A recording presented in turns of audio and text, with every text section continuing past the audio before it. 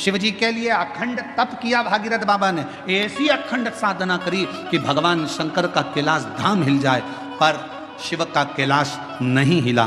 भागीरथ जी ने खूब तप करा, पर शंकर भगवान का कैलाश धाम नहीं हिल पाया, हिला ही नहीं।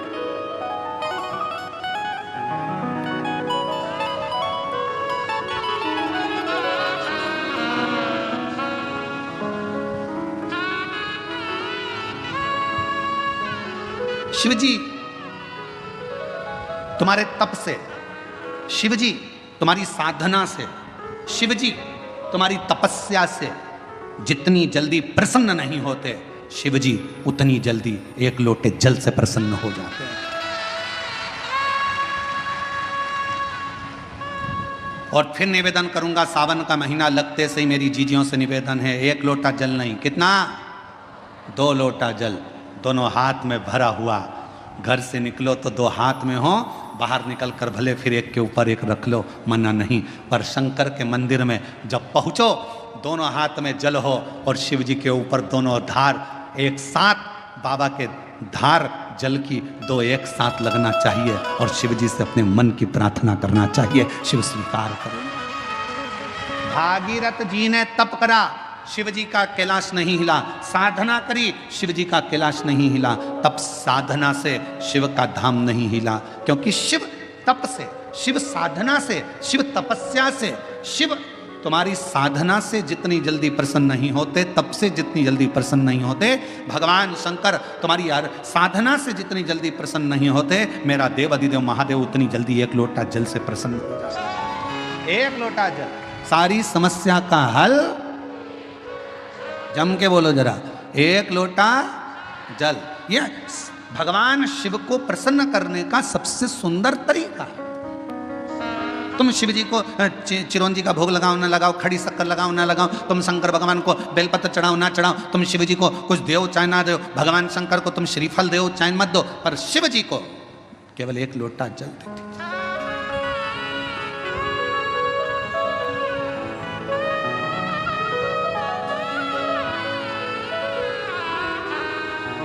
'छत्तीसगढ़ में एक बहन ने एक प्रश्न लिख के भेजा था कि भगवान के मंदिर में नारियल क्यों तोड़ा जाता है।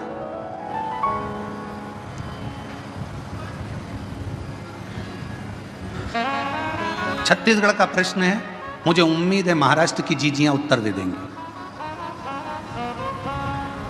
मेरे जीजा उन भी बोल सकते हैं, भगवान के मंदिर में नारियल क्यों तोड़ा जाता है। तो छत्तीसगढ़ के निकुंभ का यह प्रश्न था, क्यों तोड़ते हैं भगवान के मंदिर में नारियल, क्यों तोड़ा जाता है, क्यों तोड़ा जाता है। भाई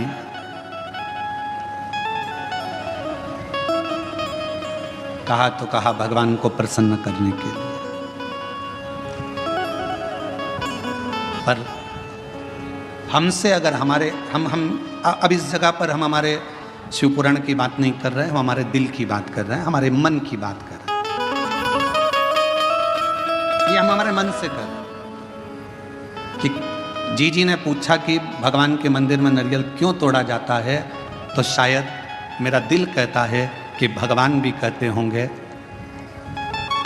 तू मेरे मंदिर में नारियल तोड़ ले पर अपने घर को मत टूटने देना, तू मेरे मंदिर में नारियल तोड़ ले पर अपने राष्ट्र को मत टूटने देना, तू मेरे मंदिर में नारियल तोड़ ले पर अपने सनातन को मत टूटने देना, वो नारियल के रूप में स्वीकार।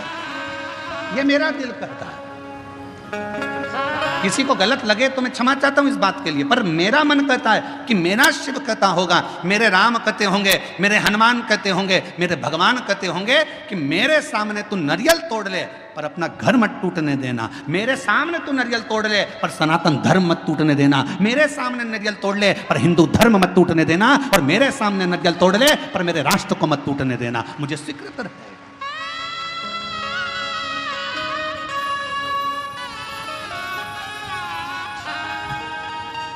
मुझे नारियल का टूटना स्वीकार है पर सनातन धर्म का टूटना स्वीकार नहीं है। मुझे नारियल का टूटना स्वीकार है पर मेरे हिंदू धर्म का टूटना स्वीकार नहीं है।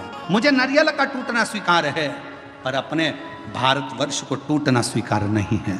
मुझे ये चलेगा तो मेरा दिल कहता है कि भगवान, नारियल टूटने का एक क्रम, शुभ कार्य में नारियल क्यों फोड़ा जाता है कि जो भी तकलीफ हो, कोई कष्ट हो, मेरा बाबा स्वीकार करना, ये हमने इसको दे दिया, जो भी था उसको प्रदान कर।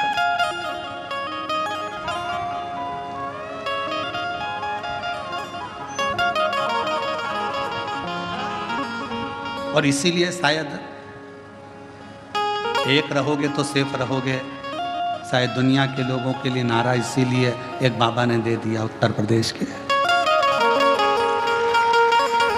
इसीलिए उत्तर प्रदेश के एक बाबा जी ने नारा दे दिया कि एक रहोगे तो सेफ रहना है तो एक रहना। पर अभी बहुत विचित्र, बहुत बड़ा एक चक्रव्यूह रचा जा रहा है समाजों को तोड़ने के लिए। एक बहुत बड़ा चक्रव्यूह रचा जा रहा है। हम ये समाज के हैं, हम वो समाज के हैं, ऐसा हो गया वैसा हो गया। मेरा तो हाथ जोड़कर निवेदन है, इन सब बातों को भूल जाओ। हम सनातनी हैं, हम हिंदू हैं, हम एक रहें, इससे बढ़कर मत टूटो। जरा से वोट बैंक के चक्कर में समाजों में ना टूटा जाए। हम मनु और शत्रुपा, शिव महापुराण की कथा, विष्णु पुराण की कथा, अग्नि पुराण की कथा, नर्मदा पुराण की कथा, लिंग पुराण की कथा, नारद पुराण की कथा, ब्रह्म विवर्त पुराण की कथा, बरहा पुराण की कथा, कुर्म पुराण की कथा, जितनी भी कथा निकालोगे सारी कथा में एक चरित्र आएगा। ब्रह्मा जी सृष्टि की रचना भगवान शिव के कहने पर करते हैं। सृष्टि की रचना करने पर ब्रह्मा अपनी जंघा से मनु शत्रुपा को प्रकट करते हैं, और वो मनु और शत्रुपा की संतान आप और हम आज तक हैं। एक ही संतान है, मनु और शत्रुपा की औलाद आप और हम हैं। हमें यह पैदा नहीं करा गया कि तुम ब्राह्मण थे कि क्षत्रिय थे कि वैश्य थे कि शूद्र थे। उसने तो हमें मनुष्य बनाकर पैदा करा था, भगवान ने अपना बनाकर पैदा करा था। और जब भी माँ और बाप अपने बच्चे को जन्म देते हैं तो ये सोचकर जन्म देते हैं कि मेरा बेटा एक दिन मेरा नाम रोशन करेगा, एक दिन मेरा बेटा मेरे पद चिन्हों पर चलेगा। भगवान अपने माता पिता अपने बच्चे को इसलिए जन्म नहीं देते कि मेरा बेटा कोई ऐसा कार्य करेगा, गलत कार्य करेगा, बेकार करेगा। ना ना ना, वो उसने जन्म अच्छे कर्म के लिए दिया, श्रेष्ठ कर्म के लिए दिया। पर दुनिया के लोग हो सकता है थोड़ा मीठा बोलकर थोड़ा अभी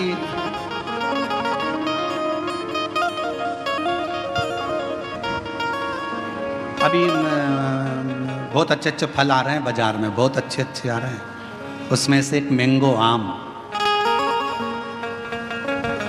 जामुन,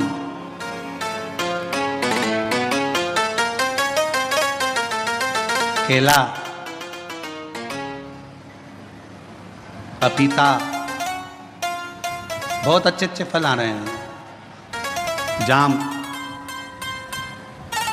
अमरूद, बहुत अच्छे फल।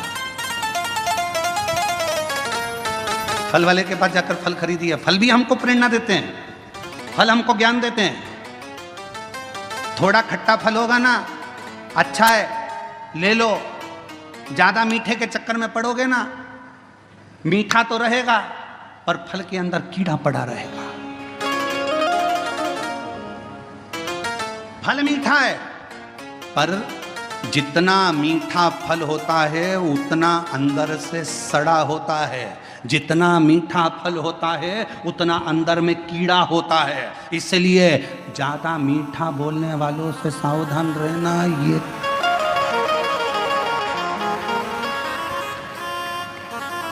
सावधान इंडिया, सावधान। पपीता, दुकान वाला कह रहा बहुत मीठा, बहुत मीठा, बहुत मीठा। तुम लेके आ गए, अंदर से सड़ा था। आम इतना मीठा, इतना मीठा। थोड़ा खट्टा आम लाती ना, सड़ा नहीं रहता, क्योंकि जिसकी बाड़ी थोड़ी सी कड़वी रहती है ना, उसके अंदर खटास में अंदर कीड़े नहीं रहते। मुंह से बोल दिया सफाचट, एक बार बोल दिया, बेकार लगे अच्छा लगे, क्योंकि खट्टा खट्टा है, जो है, कड़वा कड़वा है, जो है। पर मीठा फल अंदर कीड़ा बैठा रहता है, मीठा फल अंदर से सड़ा रहता है। इसलिए थोड़ी सावधानी रखना। दुनिया के लोग कहें बहुत मिलेंगे आपको, बहुत आते रहेंगे लोग बाग, तुम्हारे से बहुत मीठी मीठी बातें करेंगे, बहुत मीठा बोलेंगे और बाद में तुमसे कहेंगे क्यों थोड़ा मीठा। तुम देखना जिसको पैसे की ज़रूरत होती है कितना मीठा बोलता है, जी जी, जीजा जी, जीजा जी, और पैसा लेके चले गया 5-10 हज़ार, उसके बाद तुम मांगने जाओ तब खा के भग रहे हैं, लौटा देंगे। व्यर्थ की बात नहीं करना, रिश्तेदारी में फालतू की फूट मत डालो, हम आएंगे देंगे, मना नहीं कर रहे। अरे मिठास में कीड़ा हो सकता है, मिठास पर खटास में कीड़ा नहीं हो सकता। सावधान रहें, थोड़ा सतर्क रहें, सतर्क होना जरूरी है।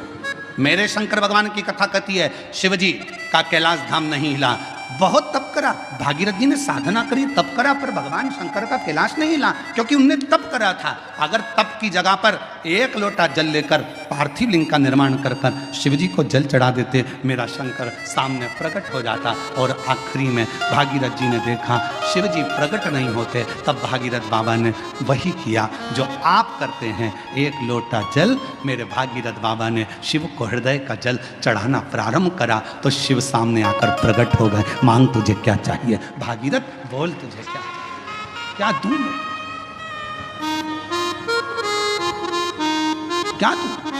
तो भागीरथ बाबा ने कहा प्रभु बस गंगा जी पृथ्वी पर आना चाहती हैं, पृथ्वी पर आएंगी तो पाताल में चली जाएंगी, आप कृपा करो कि ये गंगा को अपने जटा में झेल। शिव जी ने कहा जटा में, हाँ। कितने चतुर थे भागीरथ जी, उन्होंने गंगा जी को हाथ में झेलने का नहीं बोला, उन्होंने गंगा जी को हृदय में झेलने का नहीं बोला, उन्होंने गंगा जी को सिर पर झेलने का, जटाओं में झेलने का बोला। क्यों? क्योंकि भागीरथ बाबा जानते थे हृदय में शिव के माँ गौरा विराजमान है, हाथों में शिव के शिव भक्तों की डोर थमी हुई है, सिर पर अगर गंगा बैठ गई तो शिव भक्तों का भी कल्याण करेगी और जगत का भी कल्याण करेगी। सिर पर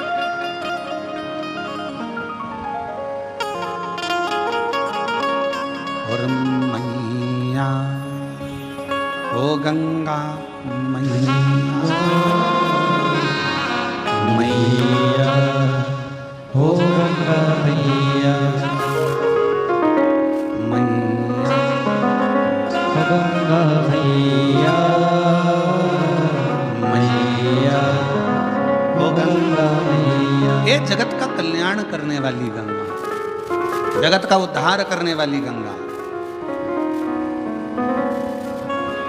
फिर किसी ने एक बार प्रश्न किया था क्या शिवजी को गंगा का जल अधिक प्रिय है, शंकर भगवान को गंगा का जल अधिक प्रिय है? तो शिव महापुराण की कथा कहती है शंकर भगवान को तुम अपने घर का जल चढ़ा दो, शंकर भगवान को तुम्हें जो जल मिले वो चढ़ा दो, क्योंकि शंकर के ऊपर जब जल चढ़ता है चढ़ते से ही वो जल गंगा जल बन जाता है। अलग से गंगा जल की जरूरत शिव को नहीं, शिव को अलग से गंगा जल की जरूरत नहीं, तुमने चढ़ाया वो जल अमृत बन गया। हम तो कई बार लोगों से कहते तुम्हारे बच्चे की तबीयत खराब है, तुम्हारे बच्चे को तकलीफ है, डॉक्टर को दिखाओ। तुम्हारे घर में अगर किसी को तकलीफ है डॉक्टर को दिखाओ, वो जांच का बोले जांच कराओ, दवाई का बोले दवाई खिलाओ, और उसके साथ एक काम जरूर करो, डॉक्टर का इलाज भी करवाओ, साथ में एक कटोरी में जल लो और जल लेकर भगवान शिव का मंत्र का उच्चारण करो, नमः शिवाय नमः शिवाय, षडाक्षर मंत्र बोल लो, ओम नमः शिवाय, या त्र्यंबक मंत्र बोल लो, और या त्र्यंबक मंत्र ना तो श्री शिवाय नमस्तुभ्यम मंत्र का जप करते जाओ 108 बार जप कर कर जो जल है वो अपने बच्चे को थोड़ा थोड़ा पिलाना प्रारंभ करो, या उस जल से उस बच्चे के शरीर पर लगाना प्रारंभ करो, वो जल भी सिद्ध हो जाता है मंत्रों की प्रबलता में। डॉक्टर को भी दिखाओ, डॉक्टर का भी इलाज करवाओ, दवाई दे दवाई खिलाओ, जांच का बोले जांच कराओ, पर साथ में शिव पर करा हुआ विश्वास, मंत्रों का उच्चारण, शिव तत्व का नाम सुख प्रदान करता है। एक पत्र है, अच्छा है,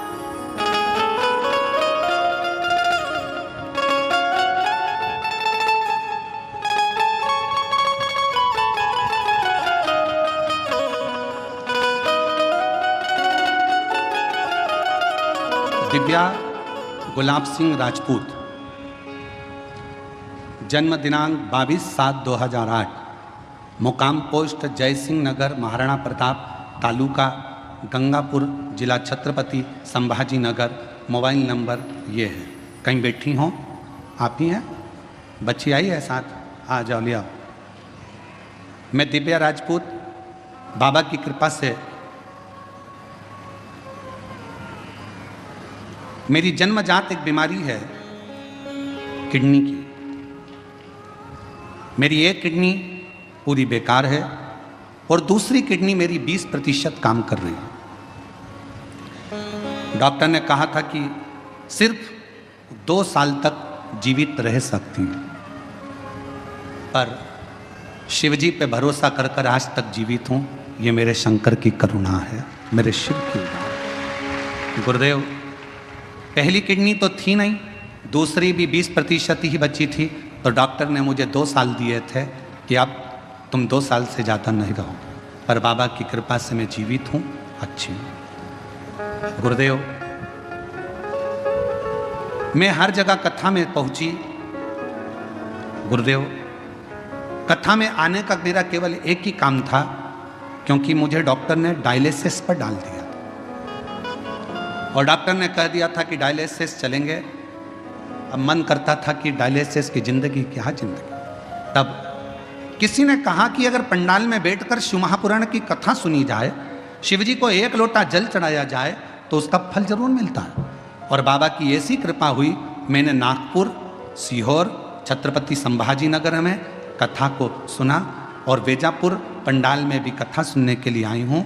बाबा, डायलिसिस की बात आई, कथा सुनने के बाद शिवजी पे जल चढ़ाकर बेलपत्र लेने के बाद फिर मैं वापिस डॉक्टर साहब के पास डायलिसिस की जांच के लिए पहुंची, तो डॉक्टर ने कह दिया तुम्हारी रिपोर्ट पूरी नॉर्मल आ गई है, अब तुम्हें डायलिसिस की जरूरत नहीं है।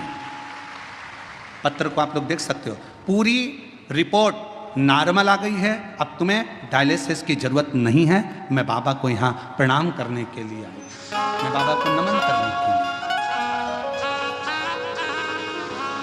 और तेरी कृपा का क्या है भरोसा, कब किस पर हो जाए, जरा सी हम पर कर दो, जरा सी हम पर कर दो। मेरी कृपा का क्या है भरोसा, कब किस पर हो जाए, जरा सी हम पर कर दो, जरा सी हम पर कर दो। मुकाम गंगा सागर नामदेव, धूलिया डोंगर गांव, तालुका पाथरी, जिला परभणी।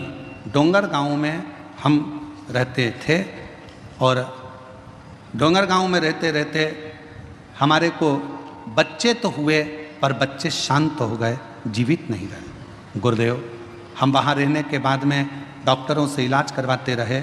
10 साल तक जालना में ट्रीटमेंट चालू रखा, पर उसमें भी कोई सफलता नहीं रखी। 10 साल निकल गए, 12 साल निकल गए, ऐसे वर्ष निकलते चले गए। गुरुदेव, तो भी औलाद का सुख नहीं आया। फिर किसी ने कहा कि एक बार पंडाल में जाकर कथा सुनो। हम पंडाल में जाकर बाबा को कथा सुनने प्रारंभ करा, बाबा से विनय करी, वहाँ की मिट्टी को अपने गर्भ से लगाया और बाबा से झोली पसार कर संतान का सुख मांगा। पशुपति व्रत 2 बार करे, सफ़ेद आंकड़े की जड़ का प्रयोग 2 बार करा और बाबा ऐसी कृपा शिवजी ने कर दी कि मेरा गर्भ ठहर गया। गर्भ ठहरा तो बाद में मालूम पड़ा कि मेरे गर्भ में 1 नहीं 2 बच्चे हैं और बाबा की कृपा से गर्भ में 2 बच्चे। जानकर समय बीता, बच्चे ने जन्म लिया, पर एक बच्चे की स्वास्थ्य ज़्यादा खराब रहा, तो भी पूर्ण भरोसा शिवजी पर था और बाबा की कृपा से आज मेरा दूसरा बच्चा भी स्वस्थ है। 11 अगस्त 2023 को हमारे यहाँ पर बाबा की कृपा से दोनों बच्चों ने जन्म लिया। शिवजी की कृपा से दोनों बच्चे स्वस्थ हैं।